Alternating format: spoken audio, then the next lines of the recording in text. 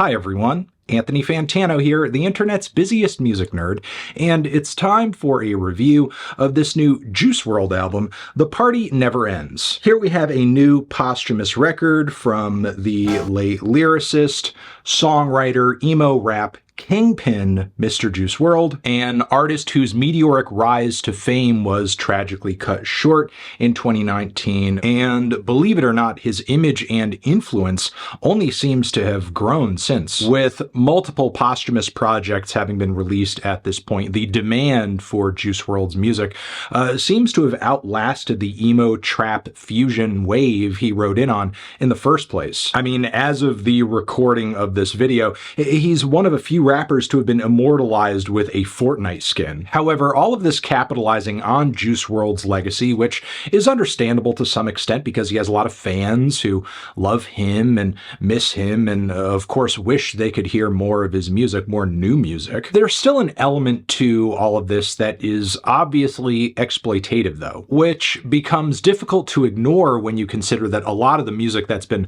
coming out of the vault as of late has not really been his best stuff, because what's really the use in releasing a bunch of cobbled together collections of tracks that don't really add to Juice's artistic canon that much, or reflect all that well on his abilities as a singer and a writer. This was really a glaring problem on the last posthumous Juice WRLD album, Fighting Demons, which kind of seemed like the label was really scraping the bottom of the barrel in terms of what was worth releasing, especially on the 27-track deluxe edition of the project.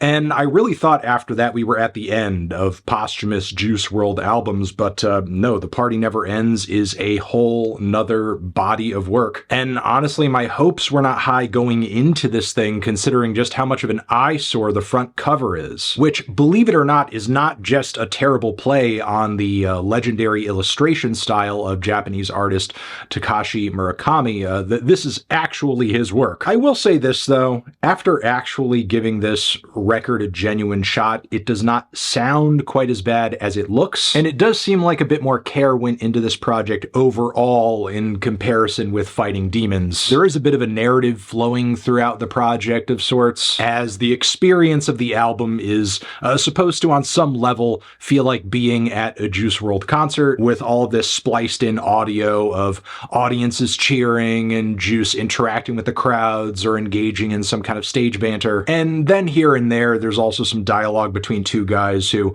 are making their way to a Juice WRLD concert, or, you know, just kind of being at one. There's even a mention of like throwing their rent money away on Juice WRLD tickets instead of paying that damn rent, which is a pretty funny start to the album, honestly. So there's that. I also think the features this time around also make a bit more sense. There's the ultra glossy pop-centric All Girls Are the Same Too featuring Nicki Minaj. It's a sequel to the 2017 track and features a soaring chorus, very glitzy production, and while it is a bit too clean for my taste, and I feel like Nicki's guest verse is sort of tacky and short as well, I do think the song is well produced and at least reflects on Juice well from a marketing standpoint. It's certainly an accessible listen. Then we also have Lace It featuring Eminem, whose guest verse essentially turns the song into a grim PSA on drug abuse, warning listeners to not befall the same fate as Juice WRLD or many other artists who drugs have tragically taken from us over the years. And Eminem also details his own experience falling down that rabbit hole too. And while obviously Eminem, rap-wise, has a very different style from Juice WRLD, the two of them have collaborated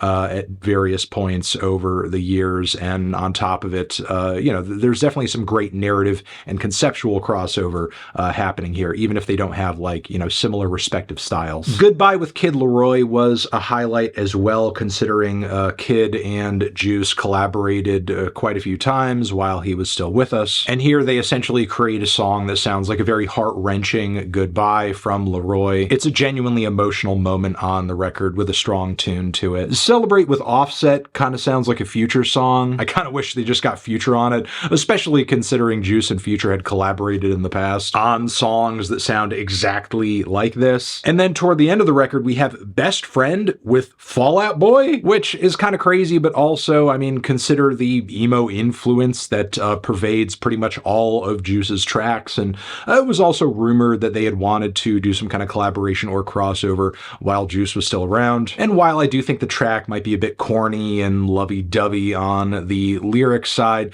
it's still very catchy. It's still cute, it's still endearing, and Patrick Stump really gives the song a big finish toward the end. So yeah, there are sensible crossovers across this album that I think actually added to the quality of it. But beyond that, it's still the case that this record is jam-packed with moments lyrically that don't really show Juice at his best. Now, I know he had a tendency in the process of creating his music to just improvise and riff on instrumentals and basically pick from what was left over to share and put out the best stuff, which leaves us with a lot of recorded material, but that doesn't necessarily mean all of it is worth releasing or that it reflected well on him artistically. Like, clearly this man was not at his peak when he decided to say, tore through a Gucci crop top, now she need a crop top, bae, let's have a conversation, my crotch, your twat. There's that. There's also the painfully obvious bar on Misfit, I'm a misfit, that means I don't fit. Nat, I don't fit in. Yes, that was made clear. And who can forget, I feel like Mario, so I had her go and fuck on Luigi.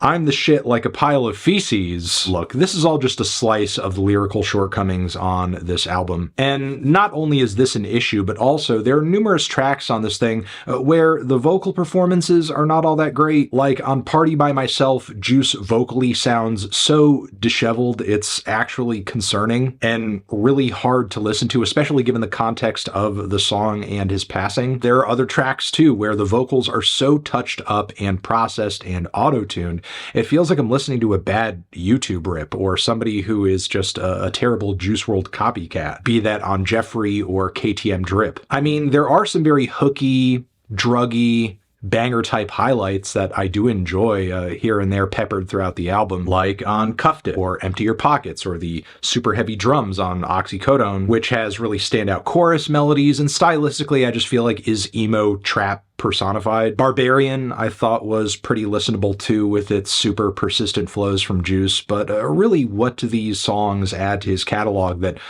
countless others haven't already? So yeah, The Party Never Ends, I think, is a slight improvement on the last posthumous Juice WRLD album. Yes, it's better, but not really by much, which is why I'm feeling a light to decent 5 on this one. Transition, have you given this album a listen? Did you love it? Did you hate it? What would you rate it? You're the best, you're the best. What should I review next? Hit the like if you like. Please subscribe and please don't cry. Hit the bell as well. Over here next to my head is another video that you can check out. Hit that up or the link to subscribe to the channel. Anthony Fantano, Juice WRLD, forever.